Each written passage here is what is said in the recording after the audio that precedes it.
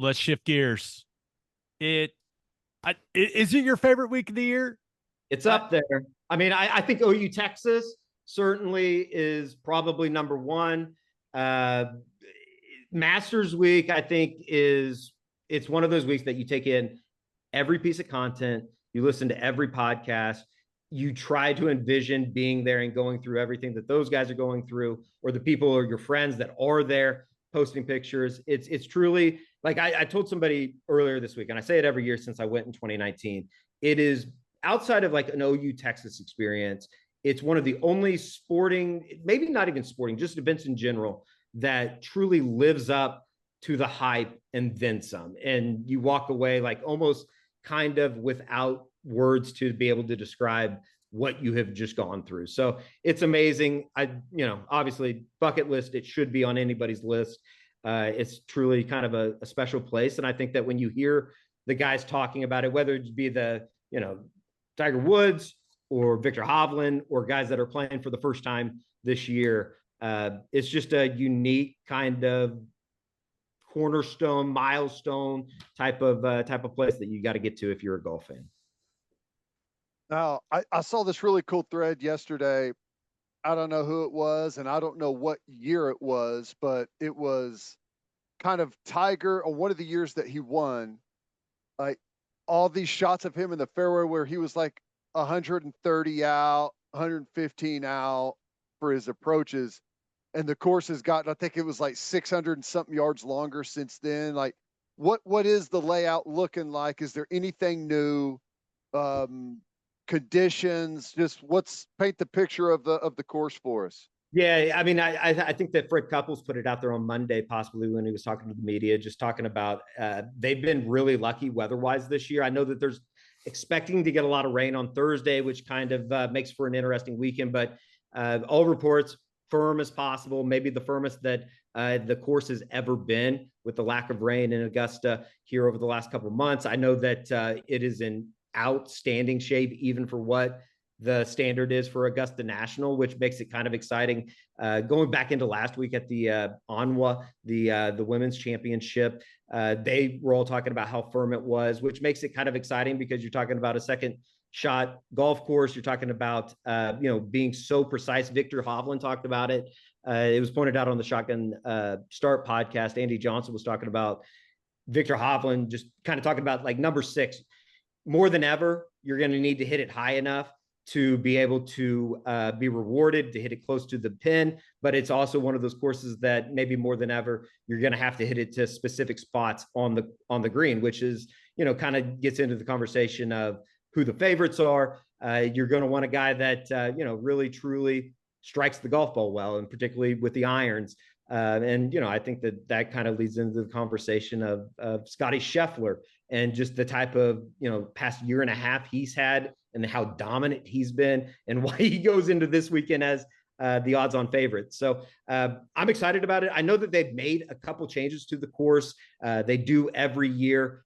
Jordan Spieth talked about how sharp some of the edges were, and being able to hit it here versus being able to hit somewhere else in years past, and you'll really be punished for it. And that's why I think that when you look at some of the the last couple of years, or certainly the last 5 years, and the guys that have won the tournament, really good around the green, really good at lag putting, and really good at chipping. And that's certainly where Hideki Matsuyama excelled, John Rahms excelled last year, and even Scottie Scheffler 2 years ago. So it's I'm excited for it. And the crazy thing is, going into this year too, is nobody outside of Scottie Scheffler is really truly had an elite year. There's some guys that are coming into form, but at the same time, you fall back on the idea of, this is a course that usually experience matters. It's a course that, certainly the guys that know how to get around the course always find success. And that's what's going to be kind of fun going into this week, is Scottie's been so damn good.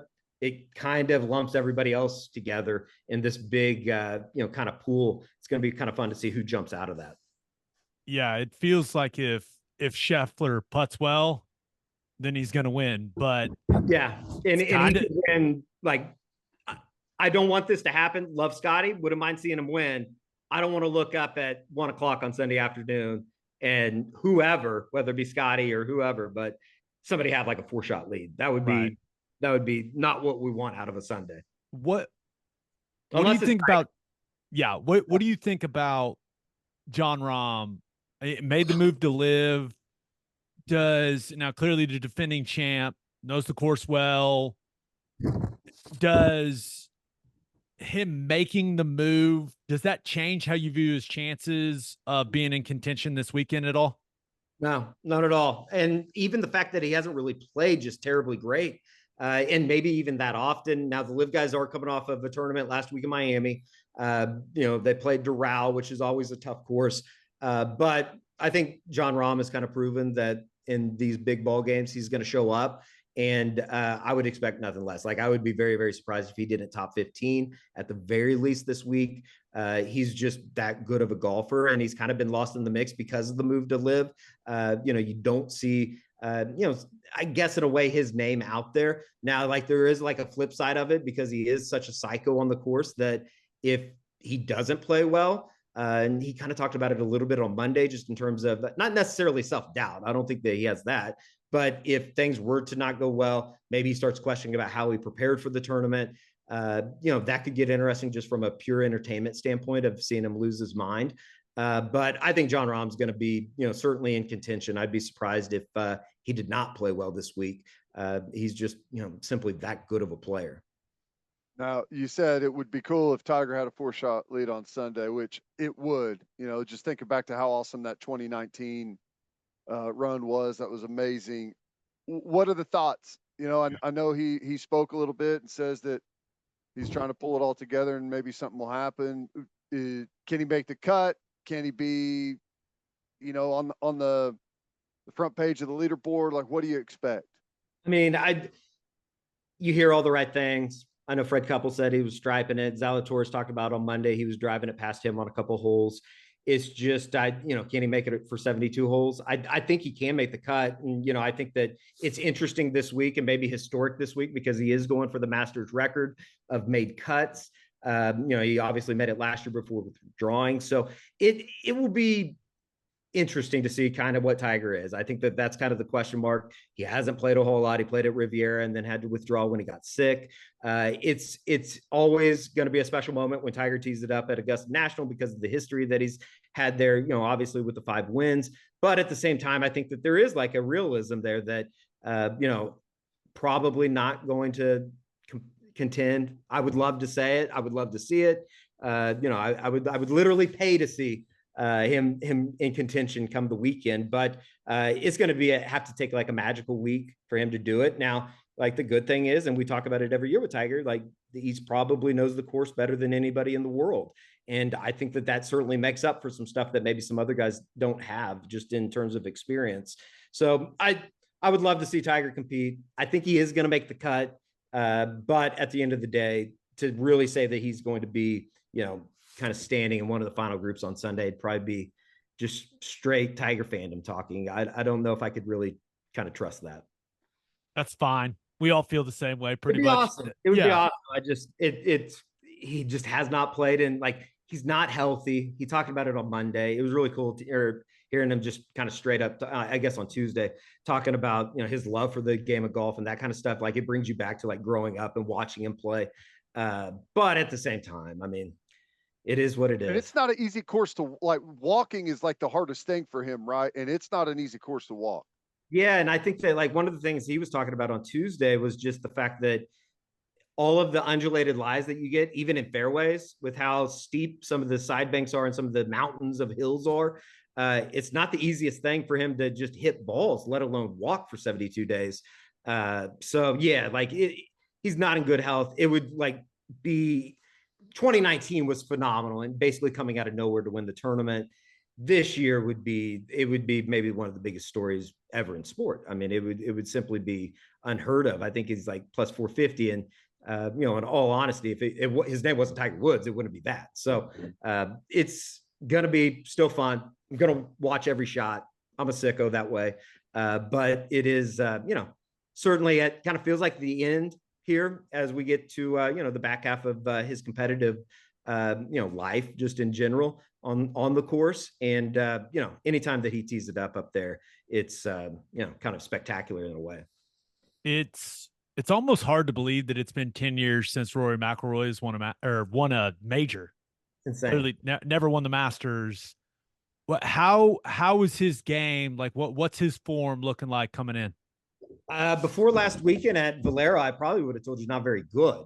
Now you look at like his season stats, he has 19th or worse in 5 of his 6 tournaments. That doesn't really tell the whole story though, because he had a T21 at Cognizant, T21 at Arnold Palmer, T19 at the Players, which top 25, still pretty good. And then, last week he goes 69, 70, 72, 66 at Valero. And you go, okay, like you sucked me back in. So he has 5 top 25s this season. I think that he's gone about it a little bit differently, just in terms of he didn't arrive to Augusta until Tuesday afternoon, kind of made a fly through of his press conference, didn't really spend a whole lot of time talking with reporters. I think that it's one of those things that I love the idea of Rory being in contention on Sunday. And I think to a certain extent he will. It's just hard for me to say he's going to win like I did maybe 3 or 4 years ago, knowing his history with the course. And some people just maybe don't get over that hump. I would love to see it. When you look at the numbers, when you look at the metrics, he certainly lines up with shots gained around the green, shots gained with approach. I think that he certainly has the game to be able to do it. I just don't know if I can get there mentally thinking that Rory McIlroy is going to be the Masters champion this weekend. Certainly Scottie is the first name that comes to mind, but when you look at the metrics, like I wrote it down because I think it is kind of somewhat important. 12 of the last 12 winners have gained at least 18 strokes or more tee to green in the 4 events leading up to the Masters. So there's 12 guys basically that have been able to do that this year. And it's kind of a who's who list. Let me pull it up. I wrote it down so I didn't screw it up. The last 12 winners have all done this. So there's something to it. They've gained at least 18 strokes or more tee to green. This year going in, Scottie Scheffler, Hideki Matsuyama, Xander Schauffele, Shane Lowry, Corey Connors, Siwoo Kim, Rory, Cam Young, and Ludwig Aberg. I'm always going to call him Ludwig Aberg after being at Tech for so long. It's kind of weird. He's a rookie. He's never played in a major, but he's played in a Ryder Cup. So he's an interesting name to watch this week. But in short, Rory's metrics line up. It's just, can he get it done?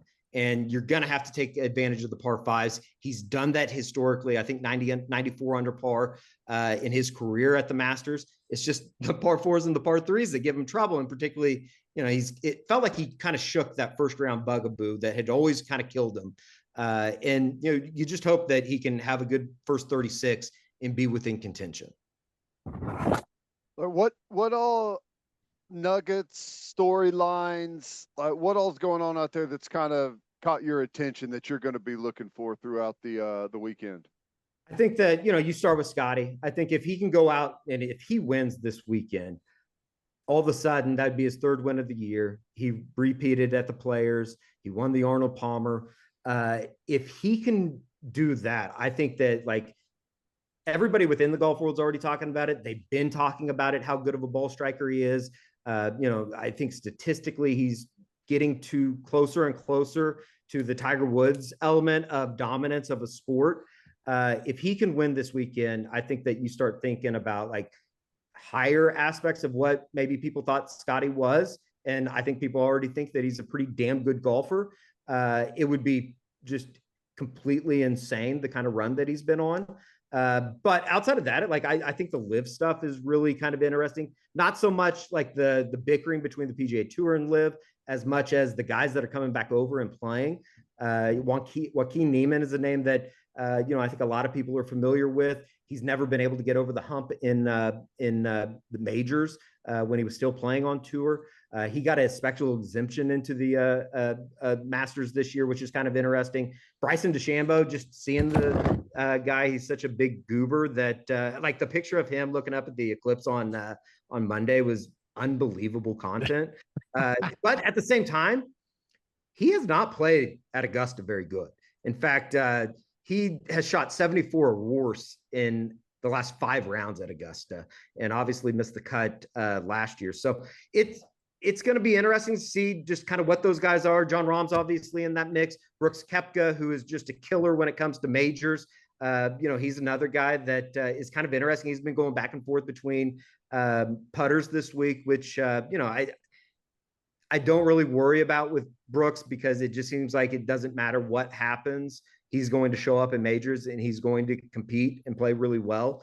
Cam Smith's another name. I think he is number 1 in putting at Augusta National, or in strokes gained around the green over the last 5 years.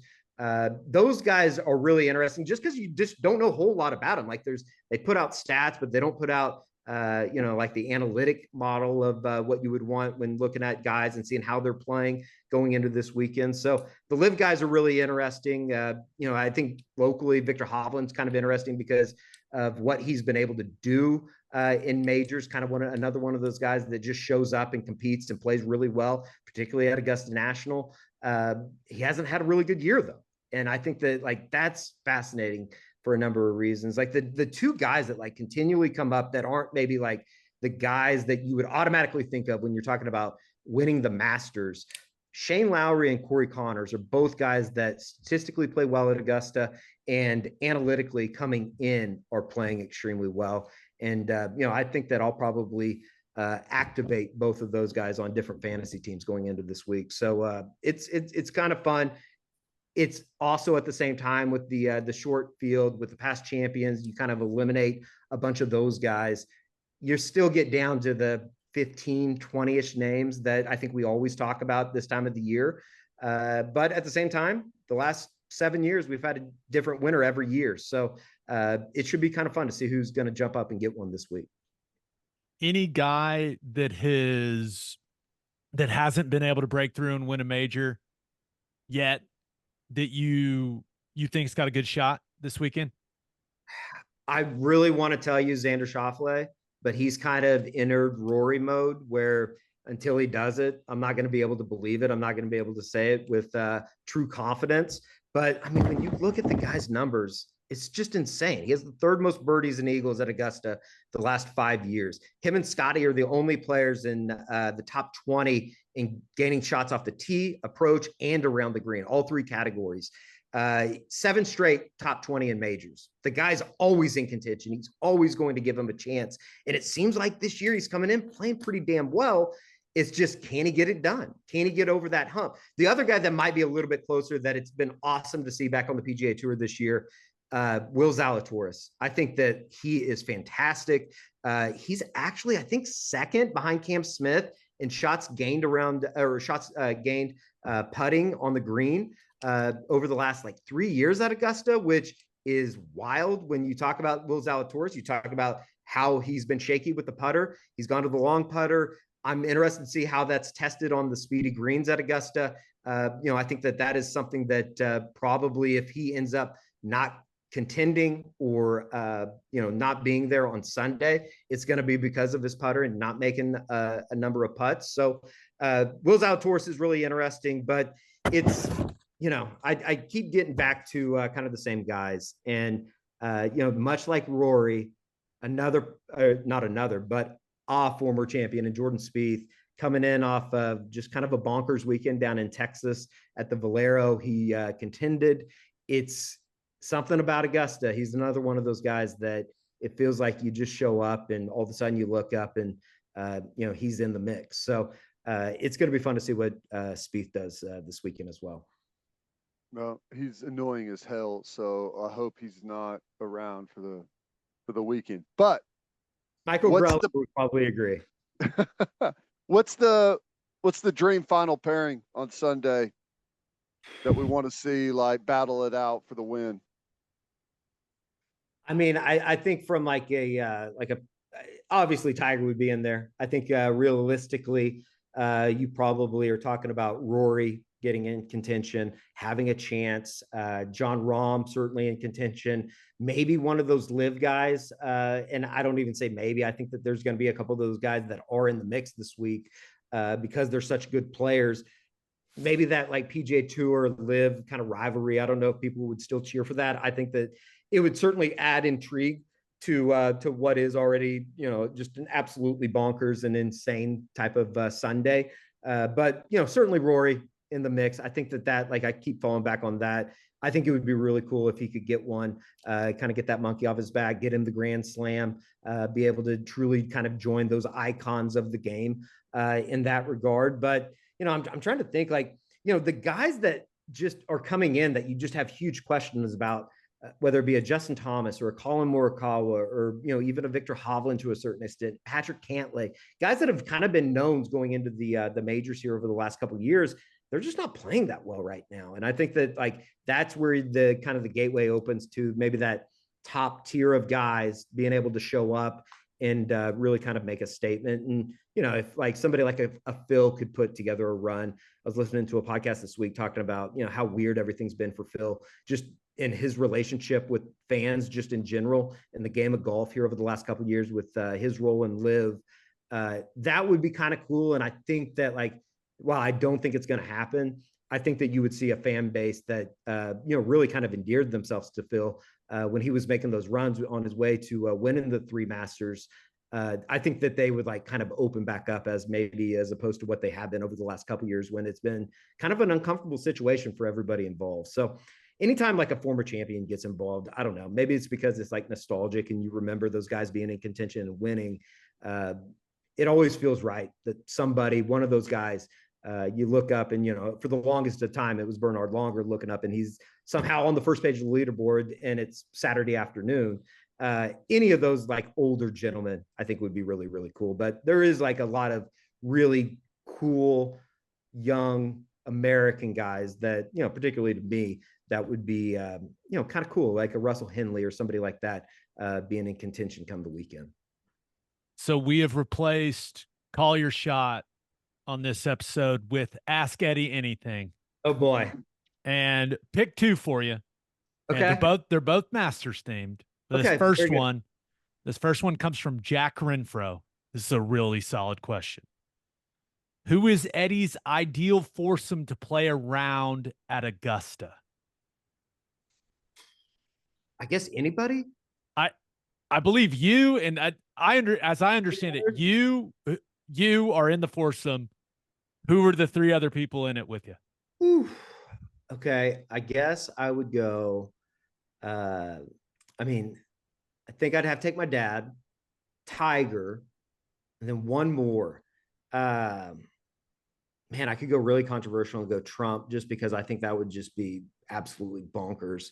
I don't know. I guess I'll kind of gateway out of this, or scapegoat out of this. I'd say Jack Nicklaus, if, you know, he was obviously still able to play. I think that, you know, Tiger being my favorite golfer, Jack being the golf icon and, you know, probably my dad's favorite golfer, that would be, you know, super cool. We'd have to probably just get the drunkest out of the group, out of those 4. I think I probably would. I think that's probably for sure. We'd have to drop in on the wine cellars that they have off of in the cabins off of 10, which I heard is just absolutely insane for like wine nerds. But it would definitely be me. We would have to, maybe Sam could play in front of us. I know that he's been playing out there quite a bit, particularly over like maybe the last 2 weeks or so. But I've heard. But yeah, that would be super, super cool. Just being on the grounds is one thing. I can't imagine, you know, like Craig Humphreys has played the lottery a couple times that they give to media members on Monday after the Masters. It would be insane. I know that like they kind of, it's a watered down form of playing it. Like there's specific areas on where you have to play and it's kind of regimented and you play with a group that you don't really know the people. But I mean, just being able to take the sticks out there, showing up to the course with your clubs at Augusta, I can't imagine. Would be unbelievable. All right, this last one comes from Nick Hermes. Hermes? I don't know. Hermes. Sorry, Nick, if I messed it up. What would be on the menu if Eddie was the host of the Masters Champions Dinner? I don't know what any of the food was that was on Jon Rahm's menu, but I guarantee you it was all phenomenal. It sounded amazing. I don't know what it was, any of that Spanish cuisine. I would probably go. I've always kind of, I mean, steak is obviously the entree. We're getting some type of steak. I would want to incorporate Oklahoma in some way. Maybe you could have Cattleman's send out what are the bull testicles called? Can't remember. Calf fries? Calf fries, yes. Maybe send those out for like an appetizer type of situation. You would need like maybe some onion rings from Johnny's. This Augusta National members would be absolutely disgusted by my menu, by the way, because there would be a lot of Oklahoma stuff, like some onion burger sliders or something like that. I think Scottie serves sliders, so I think that's okay. You go steak menu, obviously maybe like a Caesar salad, some type of situation. And, I'm just not much of a dessert guy. I know that's like insane because I'm a fat boy, but just never been a sweets guy. I really haven't. So like maybe a can of Zen and maybe a Marble Light for those that would want to partake out on the balcony or whatever at the clubhouse. So that would probably be it. Maybe something from I'm trying to think. Something from Mahogany, maybe like the sides from the ranch. I've always been, I've sided with the sides from the ranch as opposed to the steak from Mahogany, but we could figure it out. I'd have plenty of time. I wouldn't have to employ a chef like John Rahm did for his meal. Throw in a round of lunch boxes from Edna's. That could be the dessert maybe, and then get rolled into whatever that is. On Tuesday night, that maybe going over to Hooters in Augusta. Absolutely, a round of lunch boxes. I'm sure that. They would love that. The Greencoats would love that.